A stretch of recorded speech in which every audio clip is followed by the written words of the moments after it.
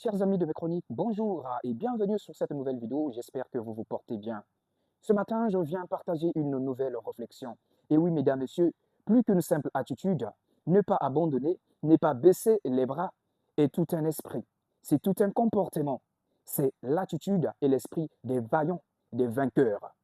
Seulement ce matin, mesdames, messieurs, cette attitude, ce comportement peut être paradoxal, peut être dangereux pour nous.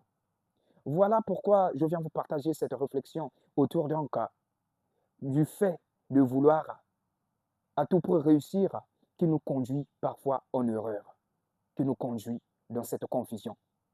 Dans la peur de l'échec, beaucoup aujourd'hui concoctent beaucoup de plans. Un plan A, un plan B, un plan C, jusqu'au plan Z, ce qui n'est pas mauvais. Seulement le grand problème, c'est d'exécuter seul et au même moment tous ces plans.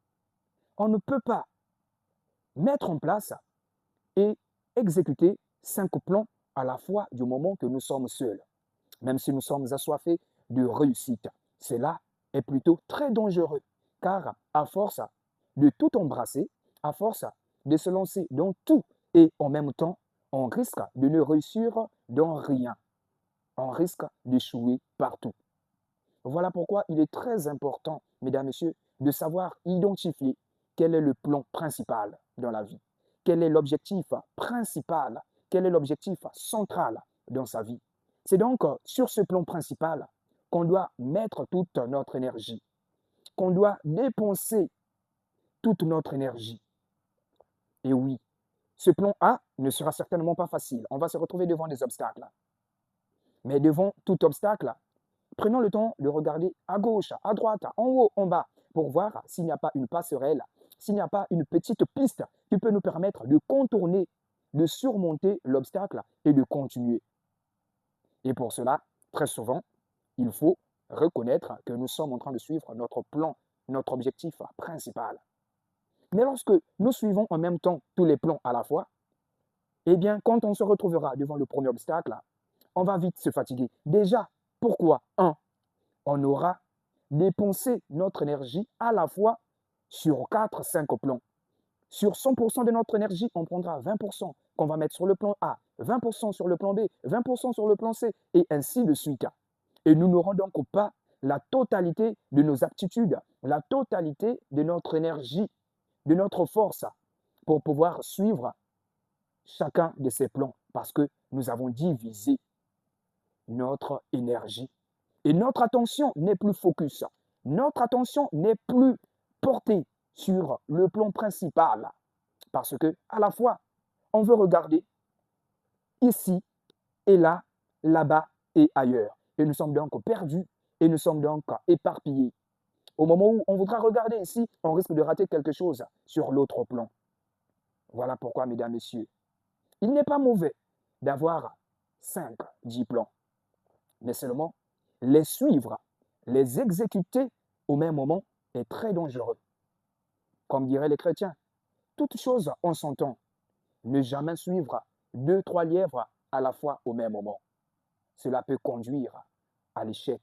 Cela peut conduire à la perdition. Voilà pourquoi aujourd'hui, je voudrais vous inviter à pouvoir identifier quel est l'objectif principal. Quel est le plan principal sur lequel il faut se focaliser, le plan qu'il faut d'abord mettre en exécution et suivre. On va recourir au plan B, au plan C et ainsi de suite, qu'une fois qu'on se sera rendu compte que nous sommes arrivés devant l'impasse, que nous sommes arrivés devant un mur où ni à gauche ni à droite, ni en haut ni en bas, il n'y a pas une passerelle, il n'y a pas une autre piste qui peut nous permettre de contourner et de surmonter l'obstacle qui est devant nous. C'est en ce moment qu'on fera recours au plan B et ainsi de suite. Je ne dis pas non plus qu'il faut attendre qu'on arrive devant l'impasse pour pouvoir concocter un autre plan. Non, nous pouvons mettre en place, c'est-à-dire dans notre tête, dans nos idées, dans notre plan d'action, sur un papier. Nous pouvons concevoir 4, 5 plans à la fois. De la conception, il n'y a pas de problème. Mais seulement dans l'exécution, on ne peut pas tous les suivre ensemble. Il faut un plan principal, là où on aura 100% de notre attention, 100% de notre énergie. Sinon, 70% de notre attention et 70% de notre énergie sera focalisée sur le plan A et les 30 autres pourcents qui resteront, nous pouvons essayer en même temps, avec l'aide des autres, suivre le plan B, suivre le plan C. Mais il faut toujours un plan principal. L'objectif principal, le but principal, n'est jamais le perdre de vue, n'est jamais l'oublier pour être trop gourmand, pour chercher à tout embrasser à la fois. Et oui, n'oubliez pas, en voulant tout embrasser à la fois, il y a plus de risques d'échouer dans tout. Parce que nous n'aurons pas notre tête fixée sur ce qui est primordial pour nous. Je nous invite donc à travers cette vidéo à pouvoir reconnaître le plan principal et à mettre du sérieux dans l'exécution de ce plan, tout en ne négligeant jamais le plan B et le plan C qui se trouvent dans notre tiroir. Lorsque nous nous rendons compte que le plan A a été pour nous une perte de temps, le plan A a été pour nous une erreur, parfois erreur de jugement, parfois erreur parce que nous avons suivi les conseils des autres sans pourtant analyser nos forces, faiblesses, sans pourtant reconnaître les opportunités et les menaces qui se présentaient devant nous.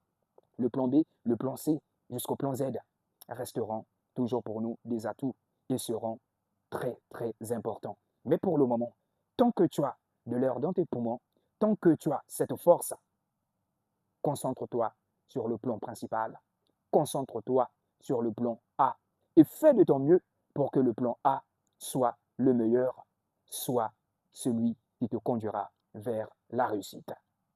Sur ce, chers amis de mes chroniques, je viens vous souhaiter une excellente journée et je continue à vous inviter de continuer à vous abonner sur toutes les pages de mes chroniques, sur TikTok, sur Facebook et sur YouTube. N'oubliez pas de liker, de laisser un commentaire, de suggérer un sujet sur lequel vous voudriez bien que je revienne ici pour une nouvelle réflexion et surtout partager au maximum.